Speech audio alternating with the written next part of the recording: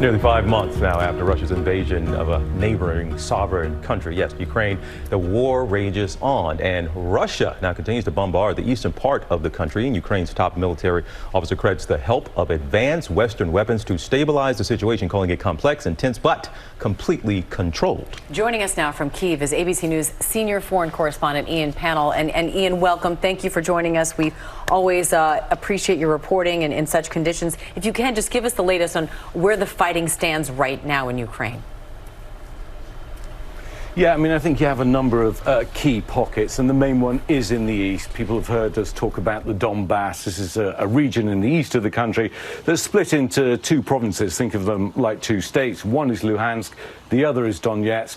The Russians really went on the offensive and have taken all of the major towns in Luhansk, and everyone's now waiting to see, well, what are they going to do in Donetsk? So the fighting is still ongoing there. There's a sense that the Russians paused to regroup. That's certainly what they said they were going to do. But of course, you know, although the Russians have made advances, it's also come at significant cost to Vladimir Putin. There was a recent estimate put out by the UK Defence Ministry that suggested that they could have lost anywhere in the region of 50,000 men. So this is either deaths or casualties, or war wounded.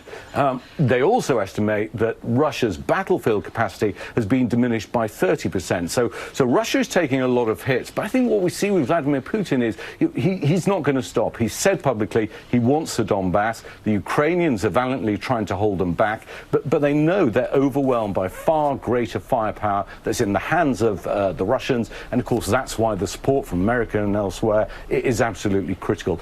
Elsewhere in the country, again, there are key pockets of fighting, but it's really not how it was in the beginning of the war. It's now some of that territory they've managed to take. Can they hold it? The Ukrainians are talking about counteroffensives in a couple of places.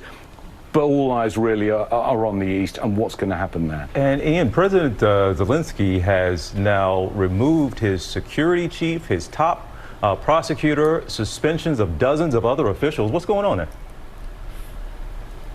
Yeah, I mean, that really was a shocker, and the optics of it were pretty terrible because the chiefs themselves were basically sacked for failing to root out treason and collaboration with Russians. So get this. He said there is something in the region of 600 people working for the Ukrainian security services who are effectively on the Kremlin's payroll.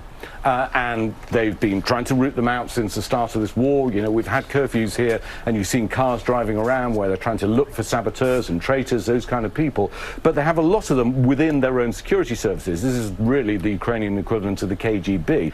And you've got to imagine when Vladimir Putin was planning this war, having those kind of agents in place was absolutely critical. I think this is an expression of exasperation from Zelensky that those people really should be found, should be put on trial, should be imprisoned, and he should be able to trust his own security services.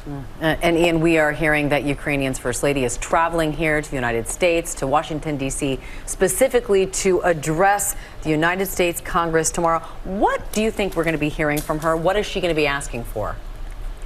I think we should expect, I don't think she's going to come in with a shopping list and saying, hey, we need these rockets and we need these tanks, but I think she will make an impassioned plea for that continuing support and why it matters. She will have personal tales to tell as a mom, not just a First Lady, as a mom, as a wife, having to flee her home in the capital like millions and millions of other people. And I think that's essential to keep everyone's eye on the story here, why it matters. People get war weary, audiences move on from focusing on these kinds of stories very, very quickly. And having someone like her, I think, will connect, will strike a chord with many people. Ian, you said war weary. You've been there from the beginning of this war, really before the war. How have you seen moods over the past 5 months and even life there change? I don't think I've covered many conflicts, but I haven't ever seen this national effort where everyone is pulling in the same direction. Not necessarily involved in the military campaign, but they're involved in raising money, feeding people who now no longer have incomes. They're doing art as a creative atmosphere around trying to keep people engaged in the conflict. But again, of course, for them, it's very, very difficult. And I think what we're also seeing is, Kyiv here now looks kind of fairly normal. Of course, it's not really normal.